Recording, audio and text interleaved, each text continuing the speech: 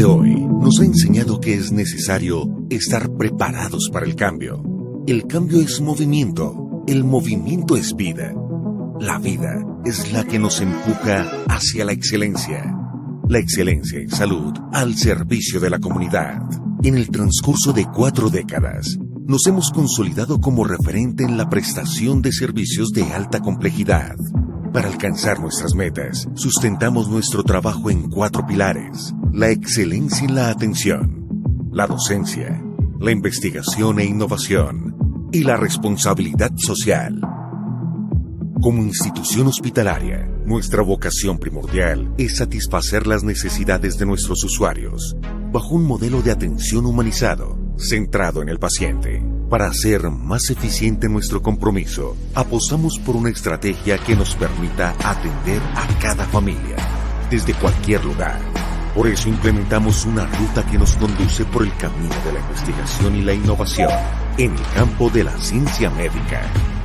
No le tememos a los retos que nos plantea el día a día en nuestra labor. Somos un hospital universitario, lo cual nos permite asegurar la continuidad de nuestra misión. Creemos en una formación académica humanizada, ética y científica, puesta al servicio de la comunidad. Estamos comprometidos con la responsabilidad social que tenemos con nuestro entorno inmediato. Por eso, desarrollamos diversos programas de atención para la población más vulnerable. Nuestra permanente búsqueda de la excelencia nos ha llevado a romper barreras en campos muy prometedores: la telemedicina y la atención a pacientes internacionales. Los tiempos cambian, el mundo se transforma. Estamos preparados para afrontar los nuevos retos. La innovación y la calidez humana hacen parte de nuestra existencia. Fundación Valle del Lili. Excelencia en salud, al servicio de la comunidad.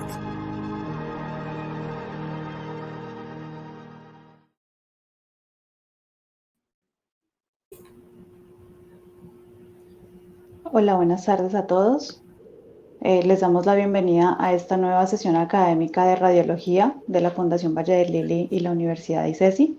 Les agradecemos a todos su amable asistencia y esperamos que esta sesión sea muy enriquecedora para todos ustedes. Les presento en esta ocasión a la doctora María Fernanda Laverde, residente de 4º año de radiología de la Universidad ICESI y Fundación Valle del Lili, quien nos va a hablar el día de hoy de tumores germinales. Entonces, vamos a escuchar la charla. Al final vamos a tener la sesión de preguntas y luego cualquier comentario adicional. Y espero que, de nuevo, que esta sesión sea muy iluminadora para todos ustedes. De nuevo, muchas gracias y bienvenida, doctora María Fernanda. Adelante. Muchas gracias, doctora Diana. Bueno, buenas tardes. Les voy a hablar de tumores de células germinales desde una perspectiva radiológica multimodal con correlación patológica. Entonces, ¿qué podrían tener estas imágenes en común? Son diferentes modalidades diagnósticas de diferentes partes del cuerpo y lo que tienen en común es que esta es una patología que nos involucra a todos desde las diferentes modalidades diagnósticas y que se localiza en diferentes partes del cuerpo, no solamente a nivel gonadal.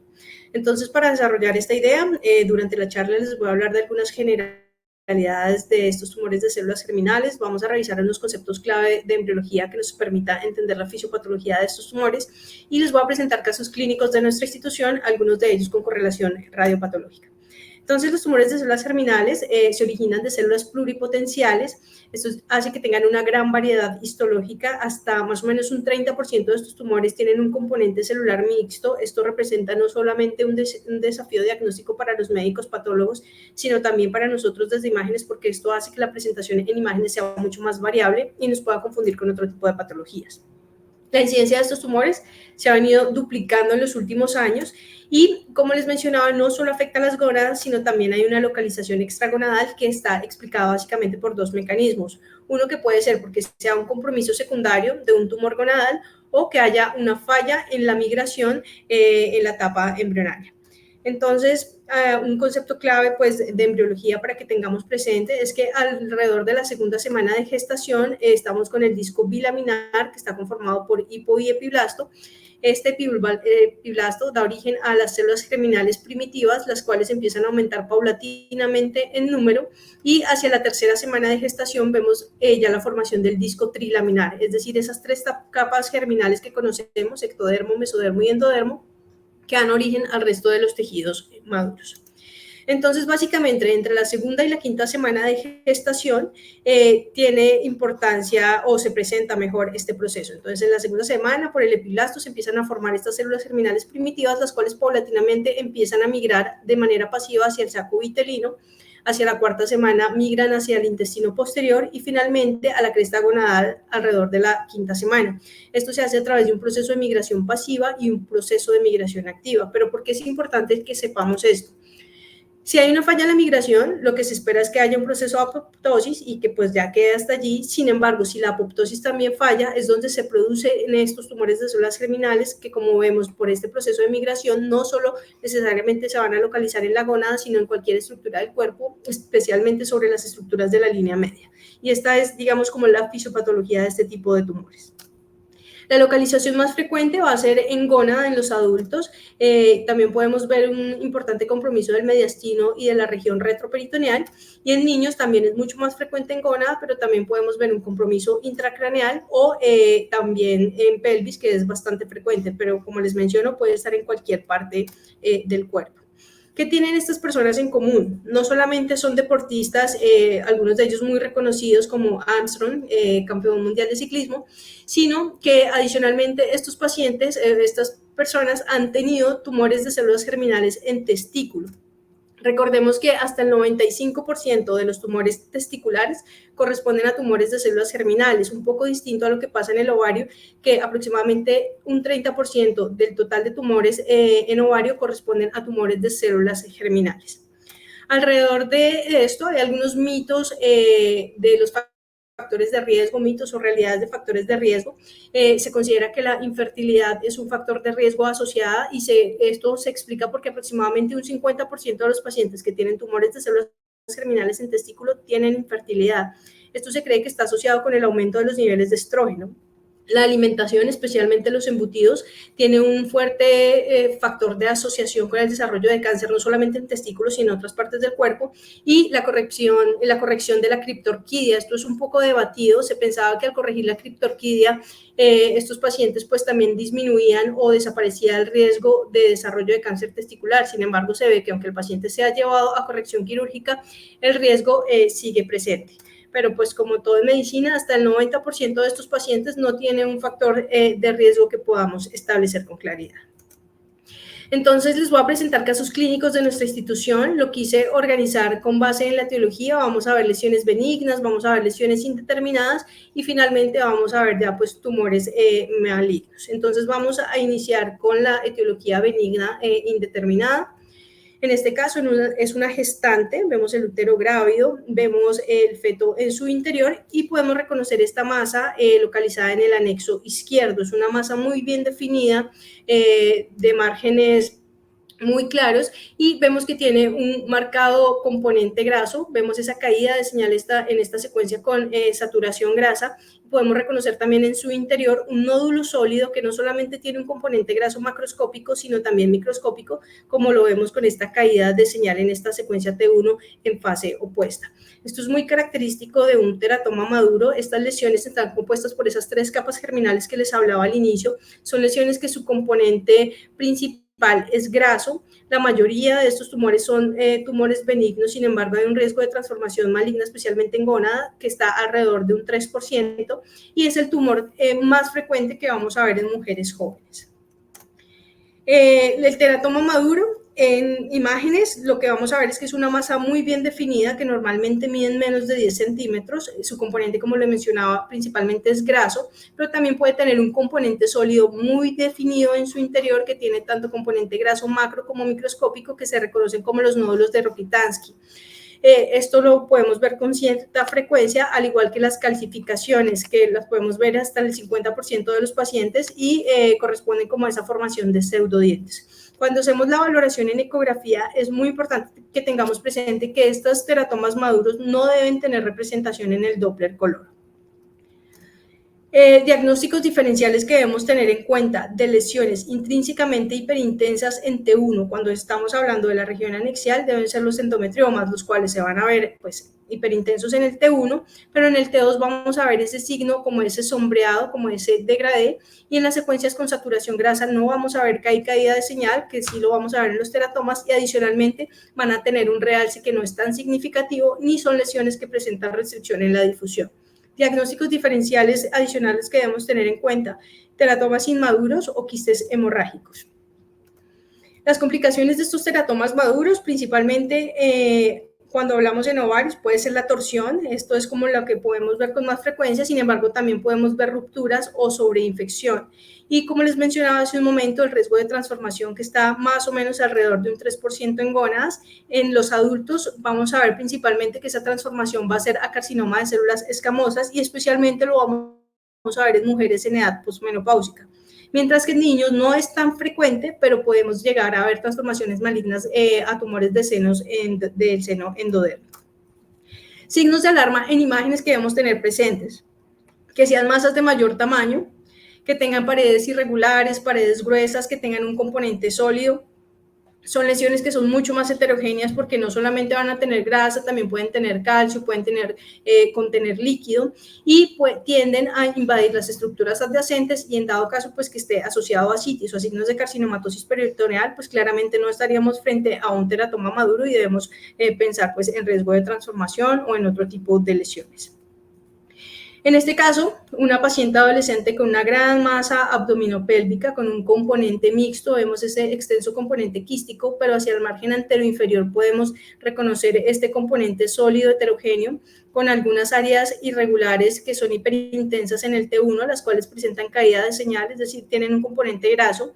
Con el contraste, esta lesión realza homogéneamente y restringe a la difusión. La patología de este paciente que nos mostró: hay tejido maduro, compuesto principalmente por un epitelio escamoso maduro con queratina laminar en su interior. Vemos algunas glándulas sebáceas, folículos pilosos, vemos tejido glandular maduro, vemos cartílago maduro también. Les mencionaba que en resonancia veíamos que hay focos de grasa que también los podemos ver en la patología. Pero adicionalmente este paciente tenía un componente de tejido neuroectodérmico inmaduro que se reconoce por esta morfología tubular de las células o esta morfología en rosetas, que esto es muy específico del tejido neuroectodérmico inmaduro. Entonces esta paciente tenía un teratoma inmaduro grado 3. Estas lesiones se dividen o se clasifican del 1 al 3, siendo el grado 3 el de mayor severidad. En este otro caso, esta paciente en 2017 estaba en su etapa neonatal, tenía una gran masa presacra heterogénea con componente quístico, pero también componente sólido. La paciente fue llevada a cirugía, se resecó la lesión. 4 años después, en esta resonancia de control vemos que hay una masa de morfología también irregular, de márgenes definidos, predominantemente grasa en su interior, pero podemos reconocer también este componente sólido, esta intensidad de tejidos blandos hacia el margen anteroinferior de la lesión, el cual tenía realce con el medio de contraste y estaba restringiendo a la difusión. Esto se trata de un teratoma inmaduro sacrococcígeo de una recidiva. Con este tipo de teratomas inmaduros debemos tener presente que aunque digamos se haga la resección del componente macro, van a quedar pequeñas células pues a nivel microscópico que son digamos las responsables de este tipo de recidivas de estos tumores de teratomas inmaduros. Como en este caso, que vemos este niño con una gran masa craniofacial izquierda. Este paciente había sido llevado a una hemimandibulectomía izquierda, vemos estos cambios y este material de osteosíntesis, y tenía esta gran masa también multilobulada, muy heterogénea por una recidiva de un tumor de teratoma inmaduro extragonadal. No es la localización más frecuente, pero pues también es para demostrarles como el riesgo de recidiva de este tipo de tumores. Entonces, ¿qué debemos saber del teratoma inmaduro? Básicamente se define así por la presencia de tejido neuroectodérmico inmaduro. Y esto también es lo que va a marcar el pronóstico. Muchas veces desde el punto de vista de imágenes no es tan fácil poder diferenciar cuando estamos frente a un teratoma maduro de un inmaduro, porque también va a tener grasa, también puede contener calcio, puede contener otro tipo de tejido que nos haga, digamos, como muchas veces no estar tan claros y que represente pues un desafío diagnóstico para nosotros desde radiología. Estos teratomas inmaduros son mucho menos frecuentes que los teratomas maduros, pero tienen mayor potencial de malignidad y hasta la mitad de los casos van a elevar alfa-fetoproteína. Entonces también es importante que tengamos en cuenta este biomarcador. Hallazgos en imágenes, no hay algo patognomónico, no hay un criterio que esté claramente establecido, pero lo que se ha visto es que normalmente tienden a ser masas encapsuladas que miden más de 10 a 15 centímetros, son más heterogéneas porque pueden tener un mayor componente sólido, que no es ese nódulo sólido bien definido como los veíamos, esos nódulos de Rokitansky de los teratomas maduros, sino que es un componente sólido irregular. Algunos de ellos pueden tener menor componente graso y pueden extenderse más allá de su cápsula, pueden también generar metástasis y en algunos casos podemos ver que estén asociados a citis. Estos son signos de alarma que debemos tener en cuenta. Este paciente, un adolescente, tenía un antecedente de una orquiectomía izquierda por criptorquidia y el paciente consulta por una sensación de masa testicular derecha y dolor. Entonces, lo que nosotros encontramos es que hay un reemplazo casi completo del tejido testicular del lado derecho con una masa predominantemente quística, vemos que tiene algún componente septado, algunos como tendencia a unos nódulos en su interior, algo de hidrocele asociado. No tiene vascularización interna esta lesión y el cordón espermático se encontraba permeable. La resonancia es muy concordante, vemos que el tejido testicular está casi completamente reemplazado por este componente quístico, el cual tiene en algunos de sus septos un engrosamiento nodular que realza y restringe a la difusión. Adicionalmente, pues nuevamente vemos acá el hidrocele septado y esta flecha roja que nos está mostrando este tejido residual que se consideró podría corresponder con el epididimo o con tejido testicular sano residual. La patología de este paciente que nos mostró tiene un componente de teratoma maduro, vemos este tejido glandular, vemos músculo liso, pero también vemos que hay una zona de transición muy clara entre lo que es el teratoma maduro y esta parte superior de la placa que nos mostraba túbulos seminíferos residuales. Veíamos en resonancia y en ecografía que es una lesión predominantemente quística, lo cual también se ve en patología este componente quístico que contiene moco en su interior, el cual es secretado por estas glándulas colónicas. Vemos músculo liso y lo que les mencionaba, esta zona transicional del teratoma. ¿Por qué es importante esto? Si estos pacientes tienen presencia de túbulos seminíferos residuales, estos pacientes, los patólogos les realizan inmunohistoquímica para saber si hay presencia de neoplasia in situ dentro de esos túbulos seminíferos residuales. En este caso estábamos frente a un teratoma con neoplasia in situ, como nos muestra acá pues la inmunohistoquímica que estaba siendo positiva en algunos de los túbulos seminíferos residuales. Esto hace que este tumor se clasifique con categoría postpuberal, no tiene nada que ver con la edad, sino con el comportamiento maligno de la lesión.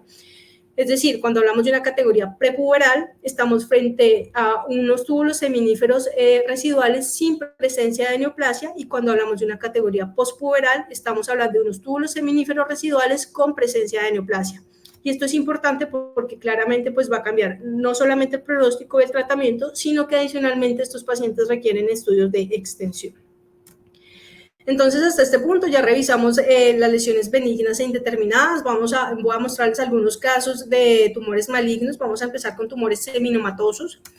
Esta paciente de 16 años, una gran masa abdominopélvica, un componente quístico y sólido, pero predominantemente sólido. Vemos algunos septos en su interior. Es una masa que está realzando en su componente sólido, al igual que tiene un realce heterogéneo con el medio de contraste. Vemos algunos focos hipointensos que pueden corresponder con zonas de necrosis. Adicionalmente, vemos que es una paciente que tiene una marcada ascitis y que esta masa proviene del ovario izquierdo. Vemos esta conexión con la tuba del lado izquierdo y vemos ese ovario derecho completamente rechazado, pero con una morfología e intensidad de señal normales. Adicionalmente, el componente sólido está generando un efecto de masa sobre los órganos adyacentes, pero no muestra signos de infiltración. Vemos no solamente la citis, sino este engrosamiento nodular del aumento mayor con restricción a la difusión, con realce tras la administración del medio de contraste y algunos ganglios retroperitoneales sospechosos de compromiso secundario. La patología que nos mostró, nosotros en imágenes veíamos algunos septos, en patología también se ven esos septos fibrovasculares con múltiples linfocitos en su interior, y en esta magnificación podemos ver que esto se trata de un pleomorfismo nuclear, es decir, vemos núcleos con diferentes morfologías, núcleos hipercrómicos, algunos con citoplasma claro, pero adicionalmente, con el medio de contraste veíamos que hay unos focos hipointensos que nosotros consideramos que se trataba de necrosis, que también se confirmó en patología, estos extensos focos de necrosis que podíamos ver a lo largo de la lesión. Entonces, es una muy buena correlación radiopatológica. Y este tumor se trataba de un disgerminoma que pesaba casi 2 kilogramos, y que recuerdan que nosotros consideramos que había un compromiso secundario del omento del peritoneo, lo cual patología informa que es negativo para malignidad. Lo que nosotros estábamos viendo eran cambios inflamatorios y congestivos, no había un compromiso secundario. En este otro caso, vemos una adolescente también con una masa celar y supracelar, una morfología irregular, pero es una lesión bien definida, heterogénea tanto en el T2 como en el T1. Vemos que su componente sólido realza homogéneamente y que hay un compromiso de extensión hacia la región subependimal y periventricular, predominantemente en el lado izquierdo, también compromiso de los nervios ópticos, especialmente también en el lado izquierdo, en esa porción cisternal. Vemos que también está comprometiendo el quiasma óptico, el cual se cuenta no solamente comprimido, sino con signos de infiltración. Hay efecto de blooming en las secuencias de susceptibilidad, probablemente pues por la presencia de sangre, y algunos focos de restricción a la difusión. Acá estamos frente a un germinoma de localización celar y supracelar, que adicionalmente estaba teniendo un compromiso vascular, no solamente estaba desplazando anteriormente la circulación anterior, sino también estaba comprometiendo la circulación posterior. Vemos signos de infiltración de la arteria basilar y de la arteria cerebral posterior, especialmente en el lado izquierdo. Diagnósticos diferenciales importantes que debemos tener en cuenta cuando estemos frente a masas en la región celular y supracelular, especialmente los craniofaringiomas, que son masas que tienden a ser mucho más heterogéneas por ese componente quístico. Vemos que asimismo pues también van a tener un realce más heterogéneo, tienen un marcado efecto de volumen en las secuencias de susceptibilidad por su componente cálcico, pero son lesiones que no restringen, a diferencia de lo que sí vemos en los tumores de células germinales normalmente. Otros diagnósticos diferenciales a tener en cuenta: metástasis, macroadenomas o lipomas intracraneales con localización extraaxial. En este otro caso vemos este paciente, también un adolescente, con una masa de la glándula pineal, una lesión también muy heterogénea con un componente quístico central. Vemos que este realce es mucho más heterogéneo, vemos un marcado efecto de blooming, probablemente por la presencia de sangre nuevamente, y focos de restricción en difusión. La patología que nos mostró: hay tejido maduro que corresponde a epitelio glandular, hay cartílago maduro, hay áreas de necrosis que nosotros también la veíamos como esa heterogeneidad en las secuencias tras la administración del medio de contraste, y vemos zonas de mitosis. Pero adicionalmente la inmunohistoquímica informa que hay positividad en algunos biomarcadores y que la alfa-fetoproteína es negativo, es decir, que acá estamos frente a un componente de teratoma maduro, pero también había un componente de germinoma, de un tumor seminomatoso, y con la alfa-fetoproteína se descartaba que tuviera un componente de tumor no seminomatoso. En este otro caso, un paciente, un hombre de 39 años con una masa testicular, la cual podemos ver que es multilobulada, de unos márgenes muy bien definidos, es hipoecoica con respecto al tejido adyacente que corresponde a testículo sano. Vemos que en su interior hay algunos delgados septos y que hay efecto con el Doppler color. Esta es una imagen típica de un seminoma clásico testicular. Son masas sólidas muy bien definidas que tienen septos en su interior, que tienden a ser hipoecoicas con respecto al resto del tejido sano, pero a medida que esta lesión va creciendo se va volviendo mucho más heterogénea. Normalmente es infrecuente que presenten invasión paratesticular. Vamos a hacer acá la correlación. Entonces vemos el espécimen, un espécimen, y vemos la lesión. Entonces podemos ver que los márgenes de la lesión son muy definidos. Vemos que alrededor el tejido sano pues se respeta muy bien, ¿cierto? Que vemos como mucho más ecogénico en la ecografía y vemos mucho más blanco en el espécimen. Vemos que hay algunos septos en su interior, delgados, ecogénicos, que también los podemos ver en patología, como estos septos fibrovasculares con linfocitos en su interior. En este caso presenta células más monomórficas. Y lo más bonito, creo que la correlación de este caso es la homogeneidad de esta lesión. Vemos en esta inmunohistoquímica que es positivo desde este margen hacia la izquierda de nuestras pantallas, la inmunohistoquímica es completamente positivo, y hacia el margen de este margen, hacia el margen derecho, vemos que es completamente negativa, es decir, que es una lesión que logramos definir muy bien, tanto desde el punto de vista de imágenes, desde el componente macroscópico, también como desde la parte patológica. Entonces, los tumores seminомatosos los vamos a denominar dependiendo la localización. Vamos a hablar de seminomas cuando estemos hablando de lesiones en mediastino o en testículo, disgerminoma cuando la lesión se localiza en los ovarios y germinoma cuando la localización es intracraneal. Sin embargo, desde el punto de vista microscópico patológico, estas son lesiones completamente indistinguibles. Lo bueno de estas lesiones es que son muy sensibles a quimio y a radioterapia. Esto hace que tengan una muy buena sobrevida, más o menos alrededor del 95%. Esto es un poco diferente en los seminomas mediastinales, ya lo voy a desarrollar más adelante. Y no es usual que tengan actividad hormonal, sin embargo, más o menos un 20% de estos pacientes pueden ser productores de beta, es decir, que vamos a ver la elevación de este biomarcador. Y en imágenes, ¿qué es lo grande que debemos llevarnos como en la cabeza de estos tumores seminomatosos? Son masas sólidas, homogéneas, que tienden a ser grandes, pero muy bien definidas y que tienen algunos septos fibrovasculares en su interior. En este caso complementario, un paciente joven, un hombre, que en esta radiografía vemos este signo de pulmón blanco con algo de desplazamiento de las estructuras mediastinales y de la tráquea hacia la izquierda. Uno podría pensar que se tratara de un derrame pleural masivo. Sin embargo, la tomografía nos muestra que es una masa localizada en el mediastino anterior, una masa con algunos septos en su interior, una masa muy grande que estaba generando un marcado efecto compresivo sobre el pulmón y adicionalmente desplazando estas estructuras cardiomediastínicas. Este paciente tenía un seminoma mediastinal con elevación de beta, que como les mencionaba solamente se da alrededor del 20% de los pacientes que tengan seminomas. La patología de este paciente, ¿qué nos muestra? Nos muestra toda esta, digamos, heterogeneidad de tumor. Vemos algunos núcleos pleomórficos con estos núcleos más alargados, unos más redondeados, siguen siendo muy hipercrómicos, algunos también con zonas de citoplasma claro. Y la inmunohistoquímica, teniendo en cuenta que sabemos que el biomarcador está aumentado, que la beta está aumentada, los patólogos le hacen inmunohistoquímica para células in situ trofoblásticas, que son las encargadas de producir esta beta. Y en este caso fueron positivas y esta era la razón por la que este seminoma tenía elevación de la beta. Entonces, ¿qué debemos saber de los seminomas mediastinales? No son tan frecuentes, su sobrevida es menor teniendo en cuenta pues, el compromiso que puede tener desde las estructuras vitales cardiomediastínicas, y los criterios diagnósticos son muy claros y son básicamente 3. Solamente se da en hombres que tengan ausencia de una lesión testicular, es decir, que estemos seguros que se trata de un primario, y que se confirme la presencia de un seminoma a través de patología.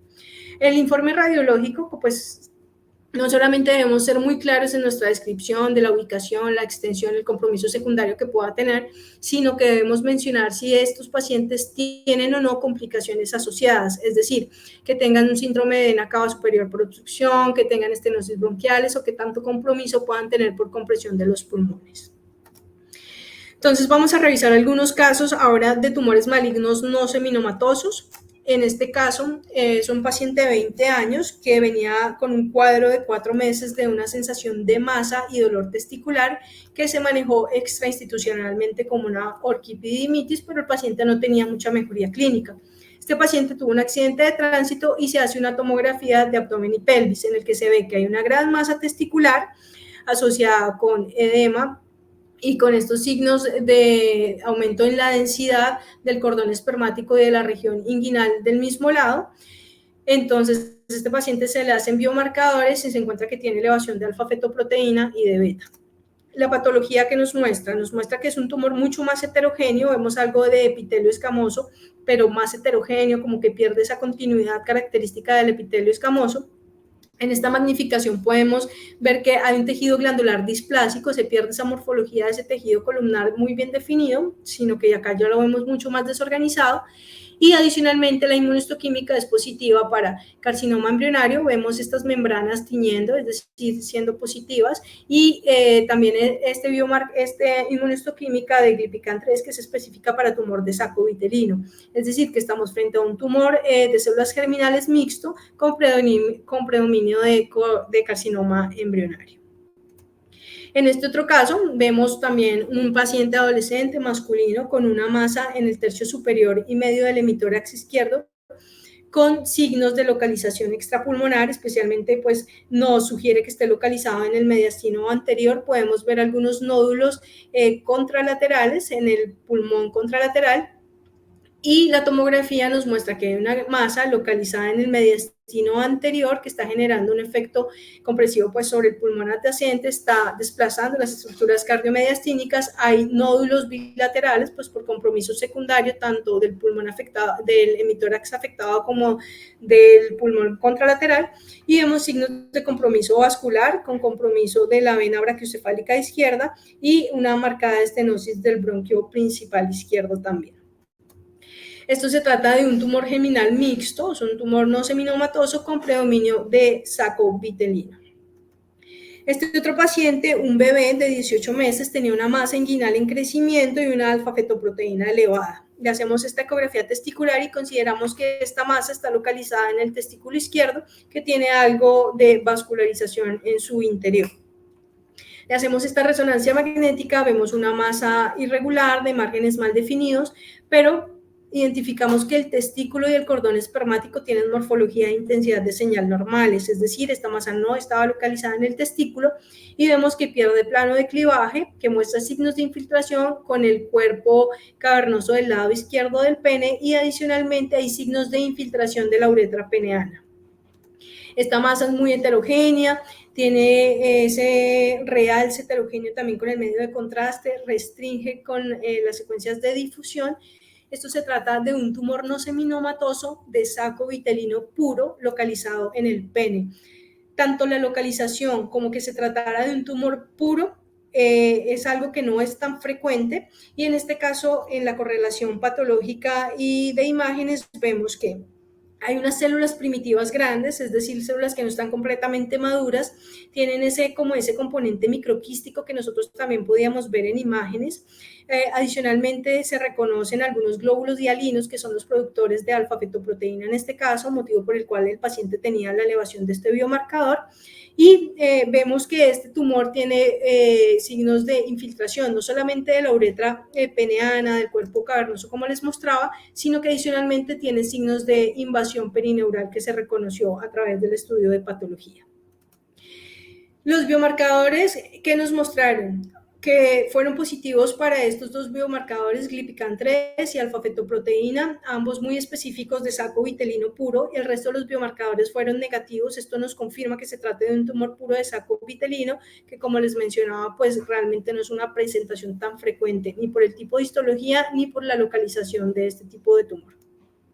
Entonces, los tumores no seminomatosos usualmente tienen ese patrón histológico mixto, como lo veíamos, tienen peor pronóstico que los tumores seminomatosos porque no son radiosensibles, eso hace que su sobrevida sea mucho menor.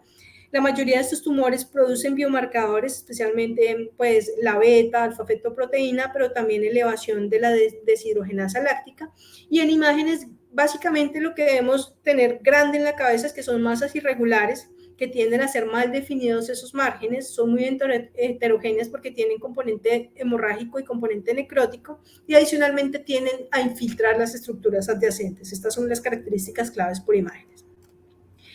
Pero pues no todo es como tan teratoma grasa, tumor seminomatoso, una lesión homogénea, no infiltrante, y tumor no seminomatoso, una lesión heterogénea, más infiltrante, sino que muchas veces estamos frente a desafíos diagnósticos cuando hablamos de este tipo de tumores. Entonces les voy a mostrar algunos casos que son un poco más desafiantes. En este caso, una mujer con una masa abdominopélvica que tenía un componente graso, también un componente cálcico, como podemos ver en estas imágenes que les estoy señalando, y tenía tenía una densidad de sangre en el interior de la masa. Estábamos frente a una transformación hemorrágica de un teratoma maduro. Esto puede ser secundario a trauma, a un proceso de infección, a una torsión de la masa, o también puede ser de tipo espontáneo. Cuando esto se presenta, se puede asociarse con una peritonitis aguda, incluso anemia, llevar a shock y a la muerte, y es menos frecuente que veamos que se presente con una peritonitis granulomatosa crónica, que a través de imágenes podamos confundir con una carcinomatosis peritoneal. En este otro caso vemos un paciente hombre con unas adenomegalias retroperitoneales que les muestro acá en la pantalla. El paciente es llevado a una ecografía testicular y vemos que el testículo derecho se encuentra disminuido de tamaño con respecto a su contralateral, es hipoecoico, tiene mucha menos vascularización que su contralateral y hay zonas de calcificación en su interior. Entonces, ¿cuáles serían los hallazgos claves en este caso? Acá lo importante que tengamos presente es la presencia de ganglios retroperitoneales en hombre con signos de involución testicular. Debemos pensar que esto se trate de un burnout o de un tumor quemado. Esto lo vamos a ver más frecuentemente en tumores no seminomatosos. Cuando veamos lesiones retroperitoneales, compromiso ganglionar retroperitoneal, debemos pensar que se trate más de un compromiso secundario y estos pacientes deberían ser llevados a orquidectomía. La respuesta es sí, porque hasta la mitad de estos tumores, de estos casos, aunque estén quemados, pueden tener todavía células malignas en su interior, como era el caso de este paciente que tenía un tumor germinal en regresión, pero aún había una viabilidad tumoral del 10%, y la morfología de este tumor correspondía con un seminoma. Entonces, en imágenes, ¿qué es lo clave que tengamos presente? Ganglios, compromiso ganglionar retroperitoneal, pensar que podría tratarse de un compromiso secundario, hablando pues de hombres y en este escenario de tumores de células germinales.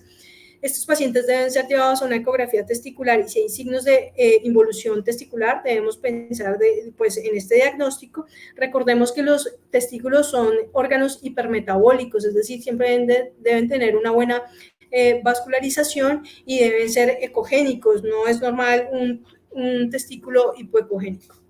Esos son como los signos claves que debemos tener presente. En este otro caso, un paciente de 19 años, masculino, tenía un tumor de células germinales en los testículos con un compromiso metastásico pulmonar bilateral, pero lo clave acá es ese vidrio esmerilado, esas opacidades en vidrio esmerilado adyacentes a los nódulos. Esto nos habla de una hemorragia alveolar asociada. Adicionalmente, este paciente tenía unas lesiones focales por una metástasis de características hipervasculares, con un hematoma subcapsular, algo de hemoperitoneo, y vemos estos ganglios también retroperitoneales, también con características de hipervasculares.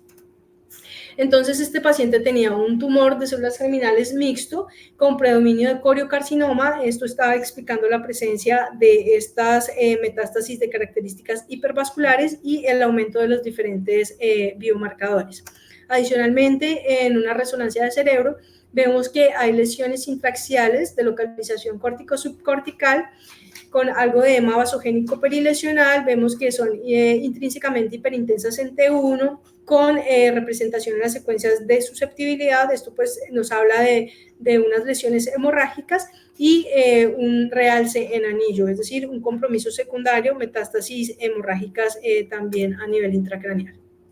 Entonces, acá estábamos frente a un síndrome de coriocarcinoma. En estas imágenes angiográficas vemos este blush tumoral, especialmente hacia el lóbulo hepático derecho. Estas lesiones tumorales fueron embolizadas exitosamente. Vemos que pues desaparece completamente ese blush.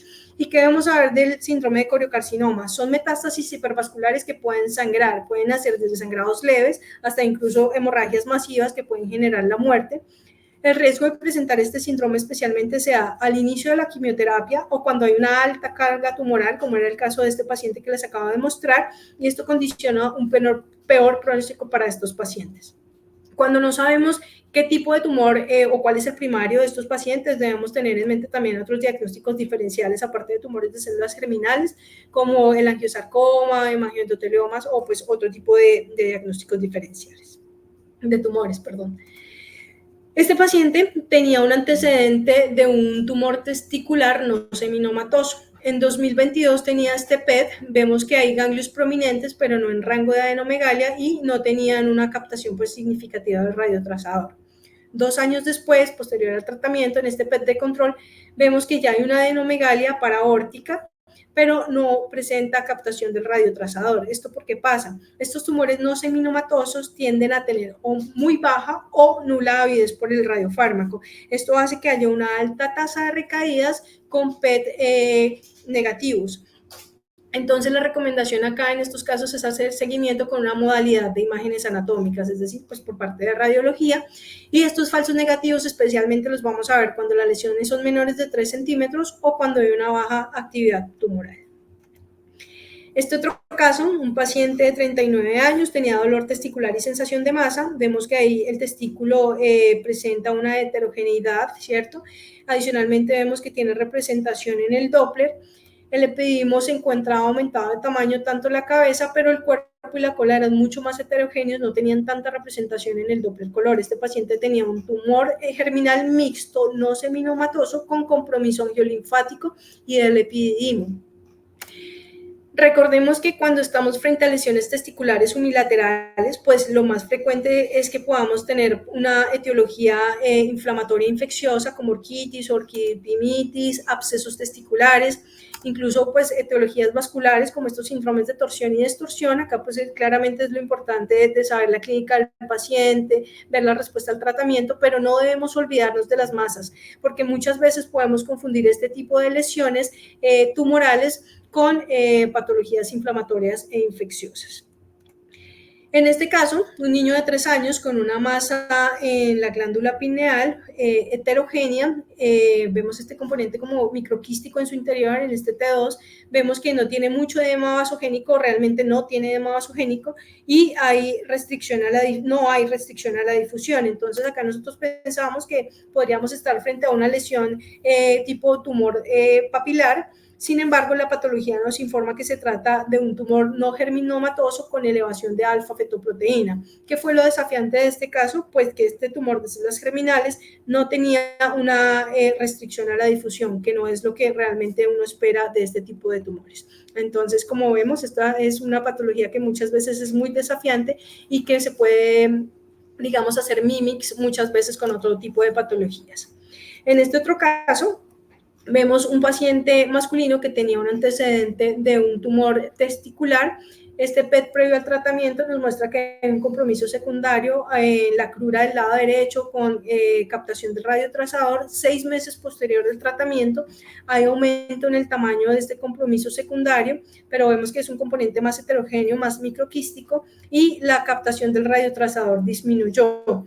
Esto se trata de un síndrome de teratoma en crecimiento en el que las metástasis se diferencian en teratoma maduro, es decir, células benignas, las cuales empiezan a aumentar de tamaño durante el tratamiento o al terminar la quimioterapia.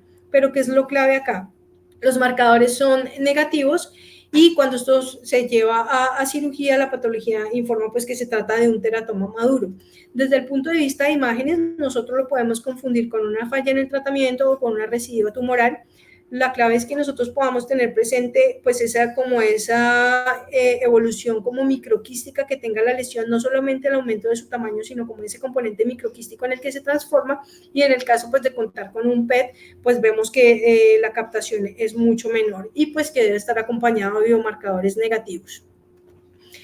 ¿Cuál es la importancia de los biomarcadores tumorales? No solo desde el punto de vista clínico para definir pronóstico y poder tomar decisiones también acerca del tratamiento, sino que a nosotros desde la parte de imágenes nos ayuda mucho para hacer correlación. Si nosotros sabemos que biomarcador está elevado, nos podemos orientar a que se trate de uno u otro tipo de tumor de células germinales. Entonces, estos tumores de células germinales, para ir resumiendo, tenemos lesiones benignas. Acá entra el teratoma maduro, que su componente principal va a ser grasa, son lesiones que son definidas, de un tamaño normalmente menor de 10 centímetros. Las lesiones indeterminadas, vamos a hablar de teratomas inmaduros, que son lesiones que tienen mayor tamaño, tienen un componente sólido mayor, aunque también pueden tener un marcado componente de grasa, y a la mitad de estos casos podemos ver que tenga elevación de alfa-fetoproteína. Tumores malignos principalmente se dividen en dos grandes grupos: tumores seminomatosos y no seminomatosos.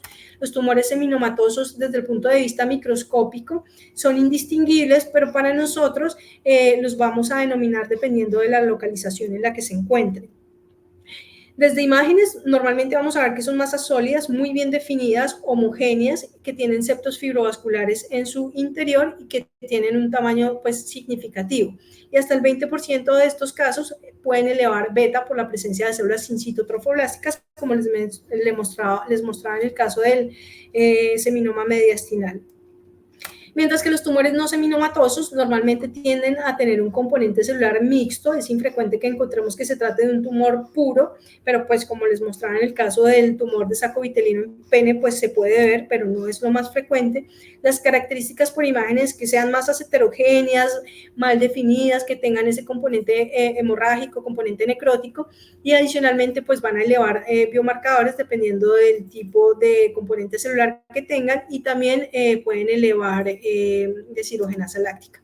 Y no nos olvidemos del riesgo bajo, pero presente, de la transformación maligna de los teratomas maduros. Hay unos signos de alarma que debemos tener desde el punto de vista de imágenes, que son masas mucho más grandes, más heterogéneas, sus paredes son más gruesas y tienen un mayor componente sólido. Entonces, para llevarnos a casa, los tumores de células germinales los vamos a ver mucho más frecuentemente en las gónadas. Hasta el 95% de los tumores testiculares corresponden a tumores de células germinales, mientras que en ovarios solamente un 30%, especialmente más en mujeres jóvenes. El estudio de elección para estas masas en gónadas va a ser la ecografía. La resonancia nos ayuda más a resolver problemas o la estadificación. En retroperitoneo normalmente lo que podemos ver es un compromiso secundario, un compromiso metastásico. Es infrecuente que se trate de un primario de tumor de células germinales. Cuando estamos frente a un hombre y vemos estos hallazgos en retroperitoneo, debemos enviar una ecografía testicular. Y cuando la lesión está en mediastino, recordemos la mnemotecnia de las 5 Ts, que incluye los teratomas y los demás tumores de células germinales. Normalmente estos sí son tumores primarios, pero también debemos descartar que haya una lesión testicular. Y recordemos que los seminomas mediastinales solamente se presentan en hombres. Y ya las lesiones de localización intracraneal las vamos a ver con más frecuencia en la región celar y supracelar, también en la glándula pineal, y va a afectar con mucho más frecuencia a la población pediátrica. Entonces, como médicos radiólogos generales y subespecialistas, pues nos vamos a enfrentar a este tipo de tumores. Esto es un diagnóstico que es muy desafiante porque imita otras patologías en las diferentes modalidades y en las diferentes partes del cuerpo. Desde el punto de vista de radiología, no solo desempeñamos un rol desde la parte diagnóstica, sino también terapéutica, como les mostraba el síndrome de coriocarcinoma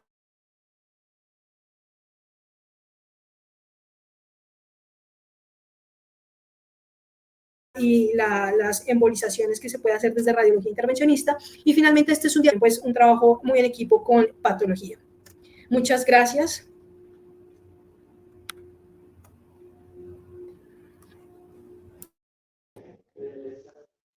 Muchas gracias a la doctora María Fernanda. Quedamos atentos para sus preguntas, si tienen alguna duda, algún comentario. La verdad que agradezco a la doctora María Fernanda por habernos presentado este tema. Es muy interesante y son pocas las veces en que nosotros como radiólogos en general, como especialistas en imágenes, podemos tener una visión, digamos que difusa, macroscópica de todas las lesiones germinales. Usualmente creo que tendemos a pensar muy como en bloque de esto, pasan en el cráneo, pasan en el testículo, pasan en el mediastino. Creo que no las tenemos como muchas veces muy en cuenta hasta que vemos las metástasis pulmonares usualmente del testículo, pero la verdad que esta visión como agrupada y grande de los tumores terminales me parece que es muy importante que lo tengamos en cuenta y nos es muy útil, y la correlación con la patología, la verdad que considero personalmente que es muy bella y que sí tenemos una muy buena correlación de nuestros hallazgos radiológicos con lo que encuentran los patólogos. Entonces, este tema a mí me apasiona mucho, la doctora lo sabe, y me agradezco muchísimo que hayamos podido desarrollar esta charla. Muchas gracias, Doc, por su apoyo, por su guía. Listo, hasta el momento no tenemos preguntas, que pues igual estamos atentos a las preguntas en el chat. Les traigo algunas precisiones en cuanto, o más bien comentarios y de apoyo a lo que nos mencionó la doctora. Recuerden siempre que cuando tengamos un paciente con una sospecha de un tumor germinal y no ganglios retroperitoneales, la primera posibilidad es que sea el testículo, como la doctora María Fernanda nos lo mencionó. Y las masas mediastinales no es tan frecuente que nos hagan metástasis retroperitoneales, siempre buscar primero en el testículo, y cuando tengamos una masa mediastinal sospechosa de un seminoma, siempre buscar el testículo para descartarlo. Entonces, descartar que sea un primario testicular, pero cuando haya masa mediastinal, lo más probable es que sea un primario mediastinal. Y en general, todo lo demás bien. Recordar que el teratoma sacrococcigio es prácticamente exclusivo de lactantes y neonatos. Es rara su presentación más adelante en la vida y pues tiene su clasificación particular y sus implicaciones particulares para este tipo de pacientes. Tenemos varios comentarios en el chat. Felicitaciones a la doctora María Fernanda. Y aquí nos pregunta cómo R1, Marco René Ponciano nos pregunta cómo R1, ¿qué nos recomienda? ¿Cómo dirigir? ¿Qué estudio utilizar para tipificar las lesiones? Doctora María Fernanda. Bueno, pues yo creo que depende de dónde esté la lesión, donde uno localice inicialmente la lesión, porque como lo acaba de hablar usted, doctora, si por ejemplo vemos que es un hombre que tiene compromiso ganglionar retroperitoneal, pues debemos pensar en testículo y pedir una ecografía testicular. Siempre en testículo y en ovario, la primera método diagnóstico de imágenes debe ser la ecografía, entonces digamos que depende. Si la lesión se localiza, por ejemplo, en el mediastino, pues nuevamente debemos descartar que que haya una lesión testicular. Y pues es como eso, como a grosso modo, ¿no? Es como lo que yo diría, Doc, básicamente. Sí, de acuerdo. En ese sentido, pues sí, el doctor lo primero que tiene que hacer es enfocar cuáles son los síntomas o la manifestación inicial de su paciente, y de acuerdo a eso, pues definir cuál es el protocolo diagnóstico. Si la primera manifestación es un dolor o una masa testicular, de entrada lo primero es una ecografía, y ya de ahí probablemente una tomografía de tórax y abdomen va a ser el siguiente estudio de entrada. Dependiendo del nivel inicial de los marcadores tumorales, puede estar indicada o no una resonancia magnética para descartar un compromiso metastásico. Si por el contrario el disconfort es abdominal y hacemos un TAC de abdomen y encontramos las adenomegalias retroperitoneales, allí ya digamos que nos enfocamos a la inversa, pasamos a buscar el testículo. Lo mismo en una paciente joven, por ejemplo, los germinomas los tumores germinales son muy de pacientes jóvenes mujeres. En las pacientes jóvenes mujeres con masas ováricas, una de las cosas a considerar siempre son los tumores germinales, y en este caso casi siempre el motivo de consulta son dolor, distensión abdominal y sensación de masa. Entonces, de acuerdo a la presentación inicial, asimismo nos podemos enfocar. Tenemos otra pregunta que dice Diana Marcela Padilla, nos pregunta: cuando se encuentran metástasis cerebrales sin encontrar el tumor primario, ¿se debe pensar en los tumores germinales como primera opción? Pues aquí sí prefiero responder yo. En general depende mucho del tipo de paciente al que uno se está enfrentando. Obviamente, sí, cuando encontramos metástasis cerebrales en un paciente mayor de 40, 50 años, allí en una mujer por lo menos no estamos pensando en un germinal. Ya si encontramos una lesión ovárica, lo primero que esperaríamos sería una lesión de etiología epitelial, ya sea un seroso o un mucinoso de ovario, ya no tanto un germinal. Pueden suceder, pero no es tan frecuente. Pero pues obviamente el enfoque de un primario desconocido depende totalmente de la edad del paciente y del sexo del paciente. En ese sentido se enfocan los primarios desconocidos. Si es una mujer adulta mayor de 40 a 50 años, mama; si es un hombre, próstata; en todos los pacientes adultos de cuarta, quinta década de la vida en adelante. Páncreas, colon son los más frecuentes. Pulmón también es muy frecuente para metástasis a cerebro. Obviamente, si es un niño, ahí de pronto ya no se entra en la posibilidad diagnóstica, pero el abordaje de un primario desconocido, digamos que se sale un poco del enfoque de esta charla. Tenemos que considerarlo siempre cuando sea población pediátrica, pero depende totalmente de la epidemiología del paciente que estemos enfrentando. Sandra Díaz Navarro nos pregunta, en relación con los teratomas, físicamente, ¿hay algún síntoma que pudiera tener el paciente o siempre se descubre solo por la imagenología y los laboratorios? ¿Hay algún síntoma en específico? Pues normalmente pueden ser hallazgos incidentales, ¿cierto, Doc? Pero si ya son lesiones que de pronto generan algo de efecto compresivo, pues podría generar dolor, o pues con lo que podría generar cualquier masa anexial, diría yo. Pero un hallazgo, un síntoma específico, yo creo que no. Sí, en general los teratomas maduros, cuando hablamos de teratomas maduros, son de los tumores o de los hallazgos incidentales más frecuentes en el ovario. Dejando de lado los quistes, que son los más frecuentes, el siguiente hallazgo que encontramos muy a menudo en una tomografía por cualquier otro motivo van a ser los teratomas maduros. Cuando estamos hablando de teratomas inmaduros, ya no suelen ser hallazgos incidentales, suelen ser hallazgos en una paciente que se quejó de dolor abdominal o alguien le encontró una masa. Entonces, porque los teratomas inmaduros son de pacientes jóvenes, y usualmente suelen ser de gran tamaño, muy voluminosos, se pueden asociar a citis, inclusive pueden tener carcinomatosis o metástasis. Entonces, esos pacientes de teratomas inmaduros, cuando hablamos de pacientes, mujeres usualmente jóvenes, segunda década de la vida, 15, 14, 16 años, usualmente debutan con dolor abdominal y sensación de masa.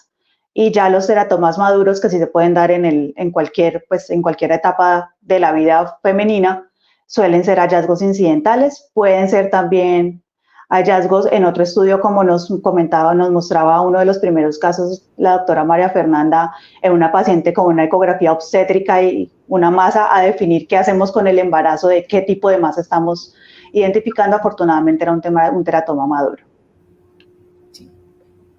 Daniel Francisco Palma nos pregunta, imágenes muy interesantes, nos cuenta, imágenes muy interesantes con inmunohistoquímica. En el caso del ultrasonido, ¿el burnout retroperitoneal es un principio? ¿Qué hallazgos esperaban? En un principio, ¿qué hallazgos esperaban? Bueno, te cuento este caso del burnout porque en general fue mío. Este paciente del burnout fue un paciente de alrededor de 48 años, que preconsultó inicialmente por dolor abdominal. Se encuentran unas adenomegalias retroperitoneales y al paciente, en el estudio de esas adenomegalias retroperitoneales, le hicieron un PET-CT. En ese PET-CT, el testículo que se encontró comprometido era hipometabólico y el testículo contralateral era hipermetabólico. En el PET-CT se concluyó que el testículo hipermetabólico era la normal y se ordenó una ecografía testicular. En la ecografía testicular encontramos los hallazgos y las fotos que mostró la doctora. Era un testículo, el testículo hipometabólico descrito en el PET era más pequeño, hipoecoico, con calcificaciones de aspecto atrópico, mientras que el testículo hipermetabólico era totalmente normal. Entonces, eso es lo que esperamos encontrar en un burnout. Necesitamos, básicamente, ¿qué es cuando sospechamos un burnout? Cuando tenemos un paciente con adenomegalias retroperitoneales y encontramos un testículo anormal, ya sea que sea un poquito más pequeño, que tenga calcificaciones gruesas, Las meras calcificaciones gruesas ya nos deben hacer pensar que puede haber algo en ese testículo. La única forma de uno estar seguro que no estoy frente a un tumor seminomatoso quemado es encontrar un par de testículos absolutamente normales. Digamos que si uno podemos ver esas microcalcificaciones dispersas, pero encontrar un nódulo, encontrar una calcificación gruesa en un testículo o cambios en la ecogenicidad, debe hacernos sospechar que podemos estar viendo un tumor quemado. Entonces, siempre ténganlo en mente. La verdad que es una sorpresa que uno se lleva y es el único que yo he visto en mi vida, pero la verdad que es algo que tenemos que tener en cuenta porque si no se nos pasan los pacientes y terminan dando más vueltas de las que el paciente necesita. Otra pregunta, Reinaldo Monasterios nos dice, en este sentido, la resonancia magnética es fundamental para determinar el tipo de lesión, incluso por encima de la tomografía. Pues yo creo que depende, ¿no? Porque si estamos hablando de lesiones intracraneales, digamos es el método diagnóstico de elección, pero si estamos hablando de lesiones gonadales, el método de elección inicial va a ser la ecografía y la resonancia se deja más como para resolver problemas, cuando no hay claridad en el diagnóstico a través de la ecografía, cuando es una lesión muy grande que no podemos valorar claramente por ecografía o para ver la extensión, ahí sí podemos pensar en resonancia magnética. Pero, por ejemplo, si son ya lesiones mediastinales, pues con la tomografía se puede hacer el diagnóstico, ¿no? Entonces depende de la localización en la que esté, diría yo, Doc. De acuerdo. En cuanto a sospechar o estudiar lesiones pélvicas femeninas, la resonancia magnética tiene como toda la cabida y es el ideal, pero si estamos hablando de una lesión testicular, la ecografía Doppler testicular es totalmente suficiente. Y si queremos evaluar compromiso metastásico, es decir, adenomegalias o el componente mediastinal y pulmonar, la tomografía es totalmente suficiente en ese aspecto. Y para ese tipo de tumores, por ejemplo, o de lesiones, ya la resonancia quedaría como una herramienta de resolución de problemas. Otra pregunta, Uciel Tallén Gómez nos cuenta, hola, buenas tardes. En caso de existir una masa testicular sin respuesta dolorosa a la palpación y de forma ovalada de aproximadamente 1,8 por 1,2 centímetros, ¿en qué lesión se debe pensar?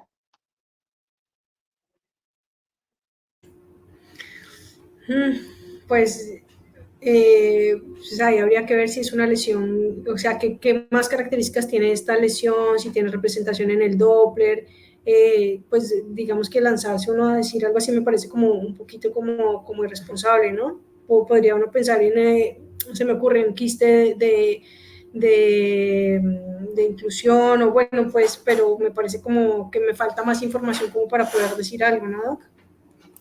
Sí, las características de la imagen son muy importantes porque usualmente, y la edad del paciente, acuérdense que siempre los tumores que en todas las poblaciones dependen, la epidemiología es súper importante, la edad del paciente y ya hablando específicamente de la imagen, las características ecográficas, usualmente saben que los seminomas es una de las cosas que siempre tenemos que tener en la cabeza y pues suelen ser lesiones vascularizadas, pueden ser histenderais o ser levemente hipoecoicas, pero no son los únicos tumores que podemos encontrar. Entonces, el testículo también puede tener áreas, los tumores dermoides, podemos tener inclusive áreas de sarcoidosis que son muy raras, pero puede suceder. Entonces, la verdad que no nos quedamos cortas para dar la respuesta porque no tenemos datos suficientes con la descripción que nos da el doctor, pero obviamente que los tumores germinales testiculares es lo primero que tenemos que descartar. Y si, por ejemplo, el paciente consultara por dolor y edema de reciente aparición o trauma y se ve una imagen nodular, no duden en solicitar un control de si uno piensa que puede ser que de entrada puede ser un hematoma o una orquiepididimitis, nunca duden en hacer un control. los controles son válidos y podemos hacer un control estrecho en 2 semanas, mirar a ver cómo se está comportando la lesión, si cambió, mejoró, desapareció, y si persiste, pues obviamente que nos eleva la sospecha. Entonces, los controles también son estrechos en tiempo corto, son una opción apropiada cuando tenemos esa dificultad de no saber si de pronto el paciente tiene un hematoma o una orquiepididimitis. Y la última pregunta. Muy buenas noches. ¿Qué posibilidad hay que un teratoma madura recidive por tercera vez? Nos pregunta Viviana Marcela Bedoya. Bueno, pues, los tumores, los teratomas son lesiones que normalmente tienden a ser recidivas, especialmente los teratomas inmaduros, ¿no? Por ese componente microscópico, como les mostraba en un par de casos. Pero pues no sé específicamente como los maduros, Doc, porque normalmente tienden a ser como un manejo más conservador, no es que normalmente como que los extirpen. No sé, ¿usted qué piensa?